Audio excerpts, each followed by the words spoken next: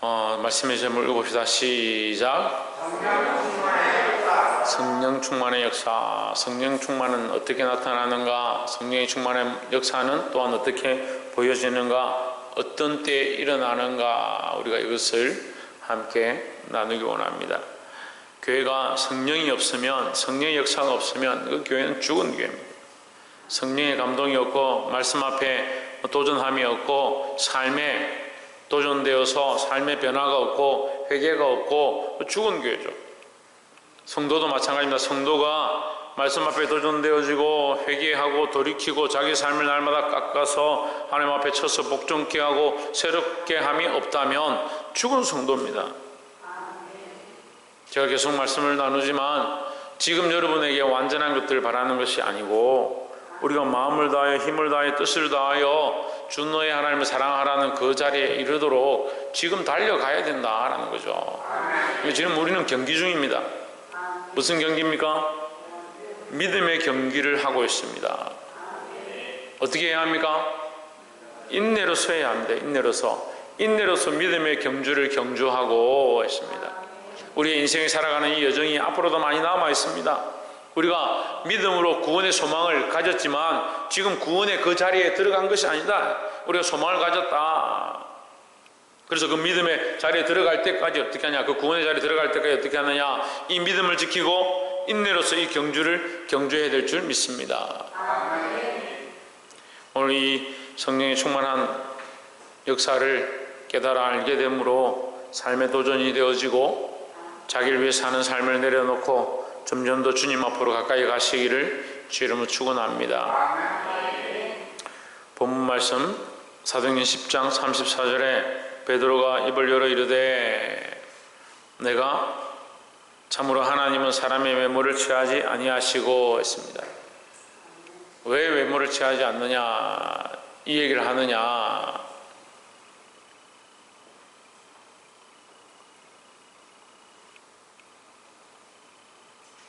지금 베드로가 고넬료라는 사람이 보낸 그 종들을 만나서 베드로 기도하는 중에 하나님께서 이 먹지 못하는 뱀이나 뭐 이런 것들 그런 것들 보여주셨습니다. 돼지나 이 족발 갈라진 것들 이런 건 먹지 못했는데 하나님 그걸 보여주시면서 잡아먹어라.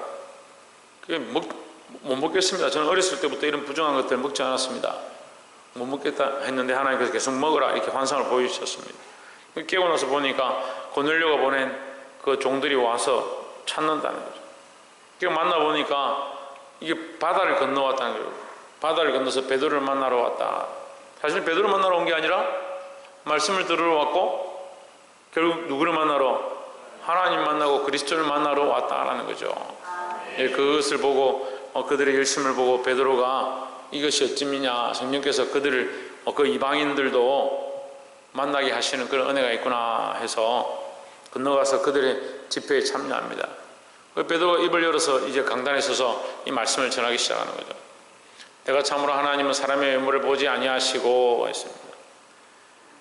지금까지 이스라엘 백성들은 할례 받은 자들 유대인들만 하나님 만나고 하나님 믿고 구원을 얻는다 생각을 했는데 오늘 와서 보니까 그렇지 않구나. 모든 사람에게 하나님께서 공평하게 이 하나님의 은혜를 주시고 구원받을 기회를 주시고 말씀을 들을 은혜를 베풀어 주신다라는 거죠. 35절에 각 나라 중 하나님을 경외하며 의를 행하는 사람은 다 받으시는 줄을 깨달았도다 했으니까 그러니까 이 베드로가 깨달은 게 맞아요. 모든 사람 누구나 다 믿을 수 있다. 누가 믿을 수 있다? 누구나 다 믿을 수 있다. 누가요? 예, 누구나. 지금 누구나를 묻는데 누가 믿을 수 있다? 예, 누구나 다 믿을 수 있다는 거죠. 모든 사람에게 다 열려 있습니다. 그렇지만 누구나 다 믿을 수 있지만 누가 구원을 얻느냐? 믿는 자만 구원을 얻는다라는 거죠. 믿으시기를 주 이름으로 축원합니다. 36절에 만유의 주 되신 예수 그리스도로 말미암아 화평의 복음을 전하사 이스라엘 자손들에게 보내신 말씀 했습니다. 여러분 35절에서는 35절에서는 누구를 얘기하냐면 35절 올려보세요. 하나님을 얘기하죠. 하나님을 경외하며 의를 행하는 사람은 다 받으시는다. 이거 하나님의 어떠하심을 보여주는 거예요. 하나님은 모두 다 공평하게 하나님 공의로 다 받기 원하시고 다 포용하고 구원하기 원하신다. 그 하나님에 대해서 얘기했습니다. 두 번째 뭐합니까? 36절 보세요. 누구에 대해서 얘기합니까? 만유의 주 되신 예수 그리스도로 말미암아 화평의 복음을 전하사. 그럼 이 화평케 하는 자, 화평의 이 소식을 듣고 하나님 앞에 갈 수 없는 우리가 예수 그리스도로 말미암아 하나님 앞에 가서 구원을 얻게 하시는 것은 누가 하느냐? 예수 그리스도께서 하신다. 그 하나님을 얘기하고 예수 그리스도를 얘기했습니다. 37절에 곧 요한이 그 세례를 반포한 후에 갈릴리에서 시작하여 온 유대에 두루 전파된 그것을, 그게 뭡니까? 이 복음이죠. 예수 그리스도를 믿는 자는 누구나 하나님의 백성이 되어진다. 누구나 구원을 받을 수 있다. 그것을 너희도 알거니와. 이 복음이에요. 이 복음, 이 소식. 38절에 하나님이 나사렛 예수에게 성령과 능력을 기름 붓듯 하셨음에 그가 두루 다니시며 선한 일을 행하시고 마귀에게 눌린 모든 사람을 고치셨으니 이는 하나님이 함께 하셨음이라 했습니다. 하나님께서 예수와 함께한 모양을 뭐라고 하냐? 성령이 그에게 충만했다. 성령과 능력을 기름 붓듯 하셨다. 그래서 성령이 하시는 일을 얘기하는 겁니다. 성령은 뭘 하느냐? 억눌린 자를 놓이게 하시고 병든 자를 고치고 마귀에 사로잡힌 자를 해방케 하는 일들을 한다라는 거죠. 누가복음 6장을 통해서 하나님 분명히 말씀하십니다. 오늘 성령이 임하였으니 이는 눌린 자를 자유케 하며 갇힌 자를 해방케 하고 병든 자를 고치고 했습니다. 가난한 자들에게 복음을 전파하게 하려 합니다. 이 복음 전파 가운데 무슨 역사가 있냐? 성령의 역사가 있다는 겁니다. 성령의 역사의 폭발은 어디서 일어나느냐? 복음 전파에서 일어나는 겁니다. 여러분, 이 복음을 전하시기 바랍니다. 이 예수 그리스도를 소개하기 바랍니다. 이 하나님 경외함을 가르치시기를 주의 이름으로 축원합니다. 이 성삼위 하나님에 대해서 지금 누가 얘기하느냐? 베드로가 말씀으로 전하기 시작했다는 거죠. 그래서 우리가 성령 충만의 역사는 오늘 제목인데, 성령 충만의 역사는 어디서 나타나느냐? 말씀이 선포될 때에, 말씀이 선포될 때에. 그러면 누구에게 나타나느냐? 그 말씀을 믿는 자에게. 그러니까 말씀을 믿음으로 받는 때에 성령의 역사가 나타난다라는 거죠. 오늘 여기 다 앉아있어도 이 말씀을 듣기는 들어도 흘려보내는 사람이 있고 듣지 않는 사람도 있고 이 말씀을 믿는 사람도 있고 믿어서 그 말씀대로 살고자 하는 사람도 있고 그 말씀을 자기 삶에 적용하는 사람도 있다는 거예요. 오늘 이 말씀을 듣고 믿음으로 받으시기를 주의 이름으로 축원합니다. 그래서 성령의 역사는 어떤 때에 그 말씀을 듣고 믿음으로 받을 때에 이게 첫 번째 말씀이다. 말씀을 듣고 어떻게 할 때? 믿음으로 받을 때. 조희준 첫 번째.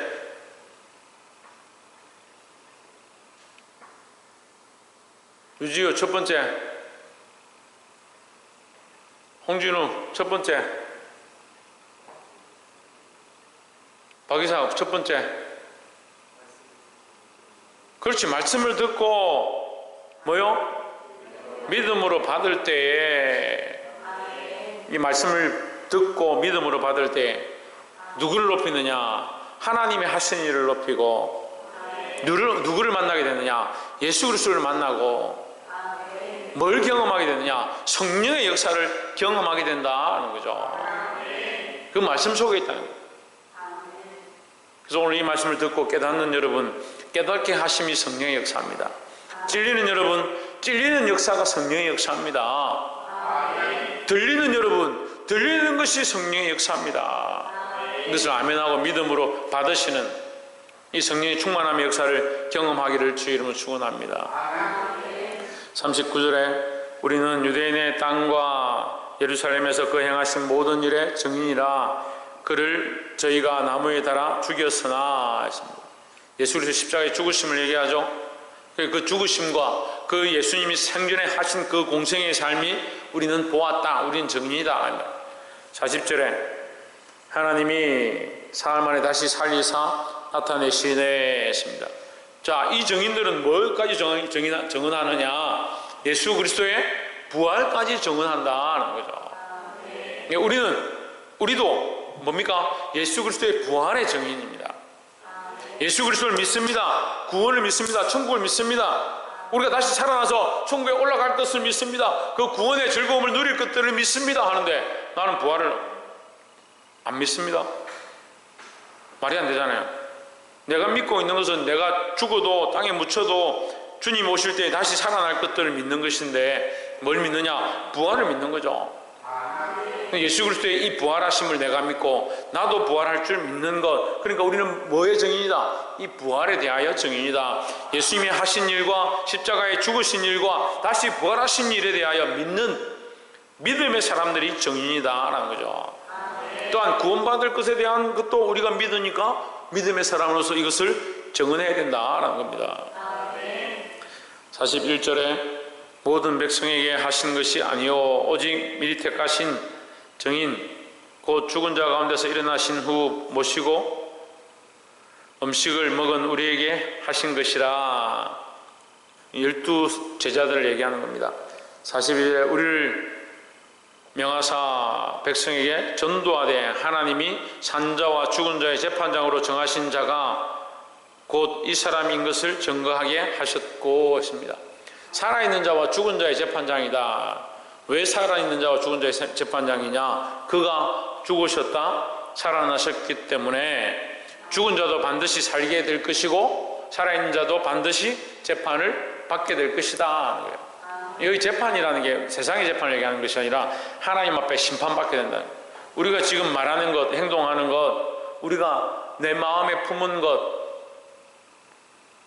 교만하고 자기를 자랑하고 음란하고 폐역하고 시기하고 질투하고 수근수근하고 땅짓고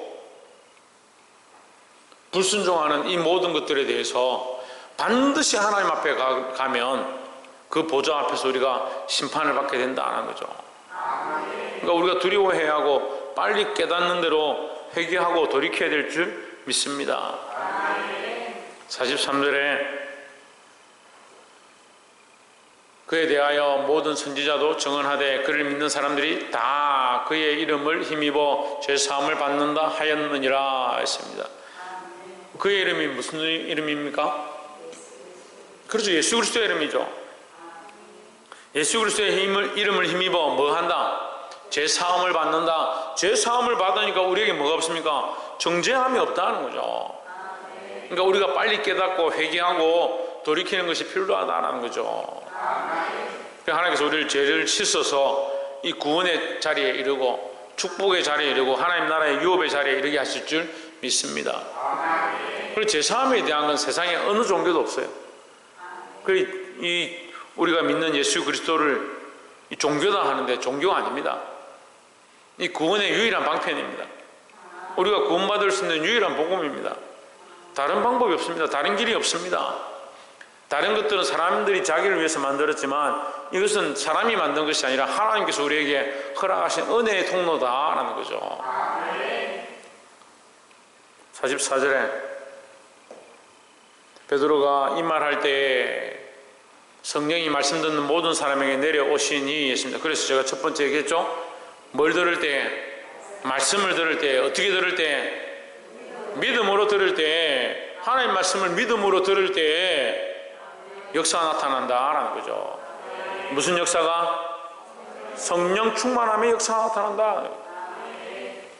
45절에 이에 방언을 말하며 베드로와 함께 온 할례 받은 신자들이 이방인들에게도 성령 부어주심을 말미암아 놀라니 46절에 이는 방언을 말하며 하나님 높임을 들음이라 했습니다. 자, 첫 번째는 말씀을 믿음으로 받을 때의 성령의 역사가 나타나고 두 번째는 방언을 말하게 된다는 거죠. 어떤 일이 나느냐? 방언을 말하게 된다. 성령 충만함의 역사는 방언을 말하게 된다. 그럼 우리가 방언을 못하는 사람은 성령 충만함이 없느냐? 성령의 역사가 없느냐? 그렇지 않습니다. 어떤 사람은 중국말 하고 어떤 사람은 한국말 하고 어떤 사람은 일본말 하고 어떤 사람은 경상도 말하고 어떤 사람은 전라도 말하죠.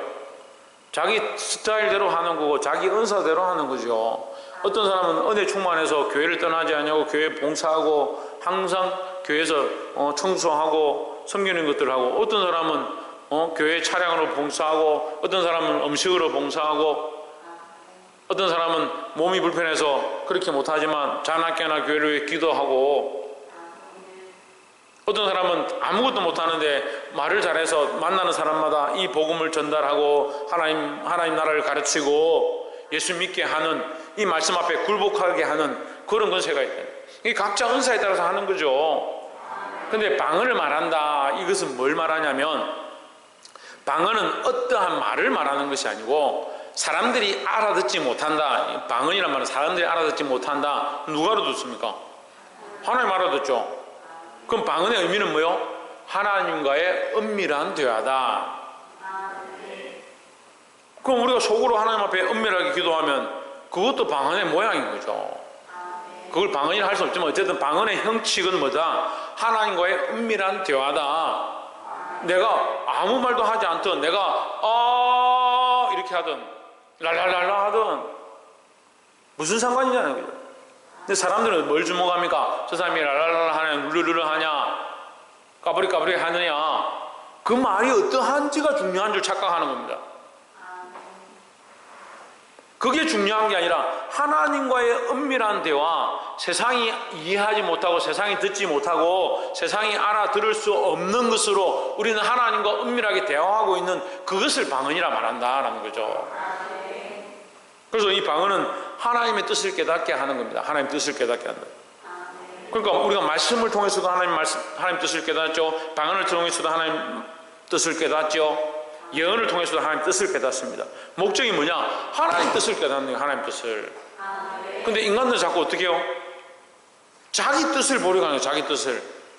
그걸 점치러 왜 갑니까? 자기 뜻을 보려고, 자기 미래를 보려고, 자기 앞날을 보려고, 자기를 위한 방향으로 가요. 그게 세상 종교라고요. 자기를 위한 게 아니에요. 하나님을 위한 겁니다. 우리가 이 예배하는 거 하나님의 영광을 위한 겁니다.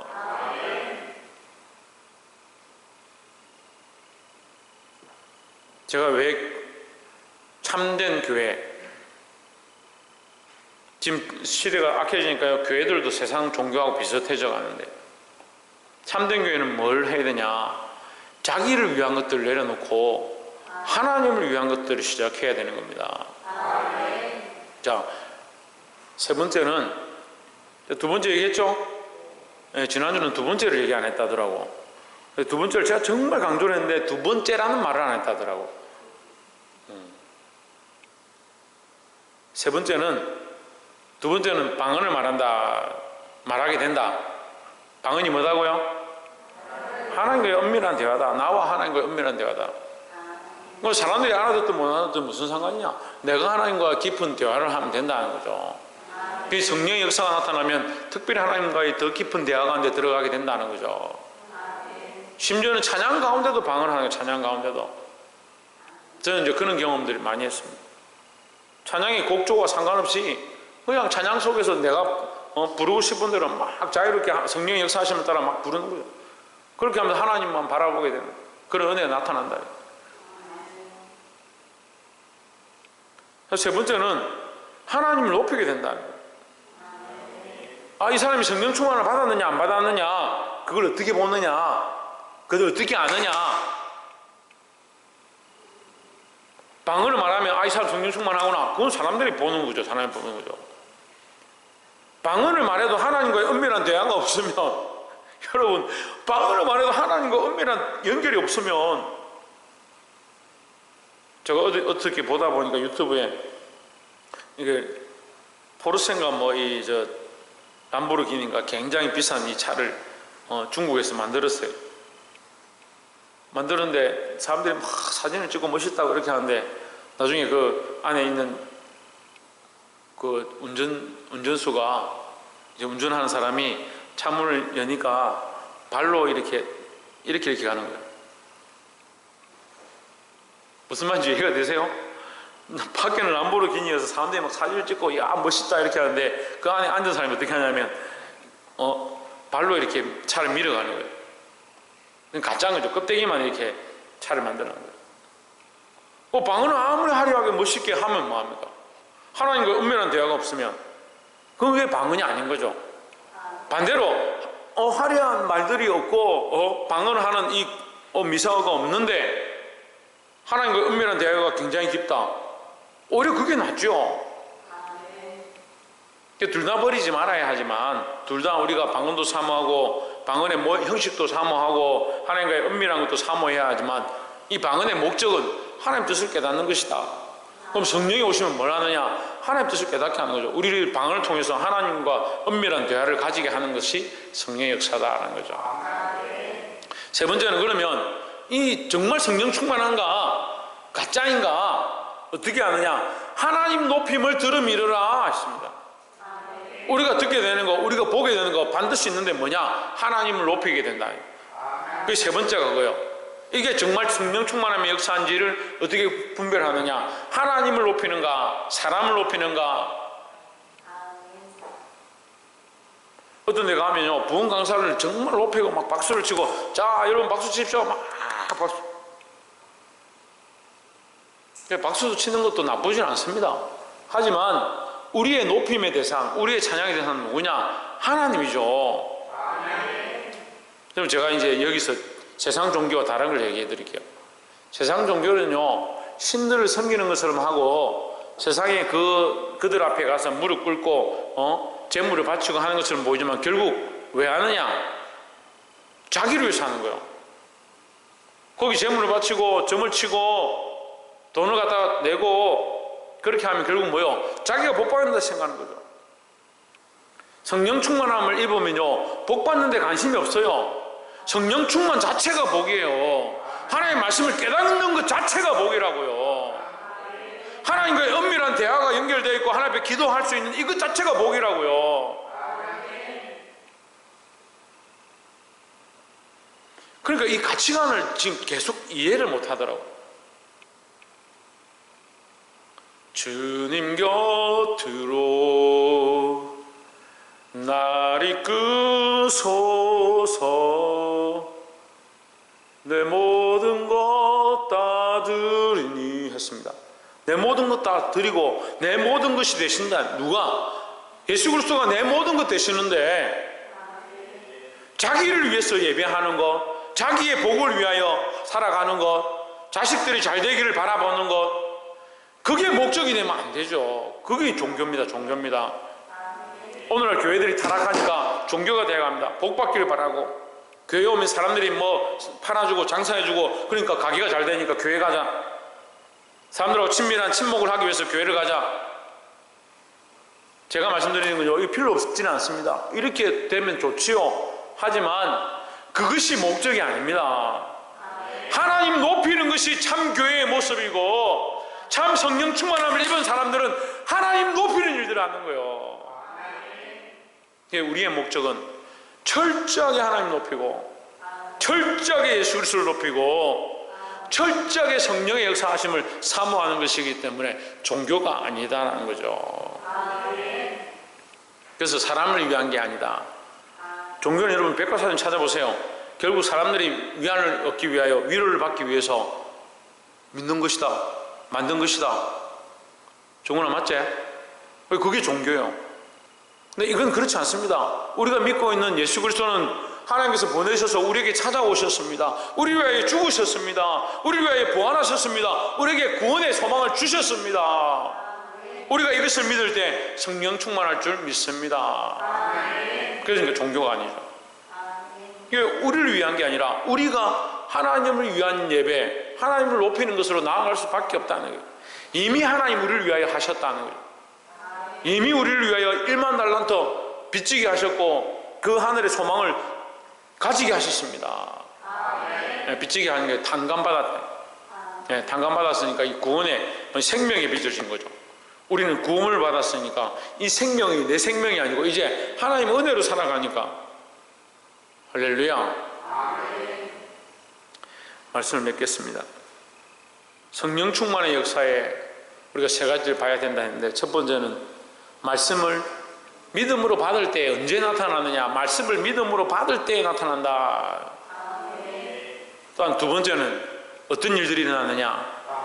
방언을 말하게 된다. 방언을 말하는 것은 뭐요? 하나님과의 은밀한 대화가 시작된다. 그래서 예수 그리스도를 화평이라 하죠. 끊어진 담이 하나님과 우리 사이에 끊어지게 한 이 담, 하나님과 우리의 막혀진 담을 허셨다. 그래서 화평하게 하셨다. 그러니까 하나님과 연결되어진 이 은밀한 대화, 하나님과의 깊은 교제, 이것이 생겨나게 된다는 거죠. 또한 성령 충만하면 뭘 한다? 하나님을 높인다. 이 성령 충만함을 통해서 하나님을 높이는 것은 증거다. 증거. 이게 열매입니다. 그래서 이 사람이 정말 하나님 높이느냐, 하나님의 영광을 위해 살아가느냐, 자기 삶을 헌신해서라도, 봉사해서라도, 자기 삶을 투자해서라도 하나님 높이는 것을 위해서 살아가고 있느냐. 그 사람은 성령 충만한 사람입니다. 그 교회는 하나님 높이는 것을 위해서, 하나님 이를 위해서 하고 있다면 그 교회는 성령 충만한 교회다라는 거죠. 사랑하는 성도 여러분, 이것들을 온전히 분별하시고 거짓들에 속지 말고 참된 것을 취하시는 저와 여러분 되기를 주의 이름으로 축원합니다. 기도하겠습니다.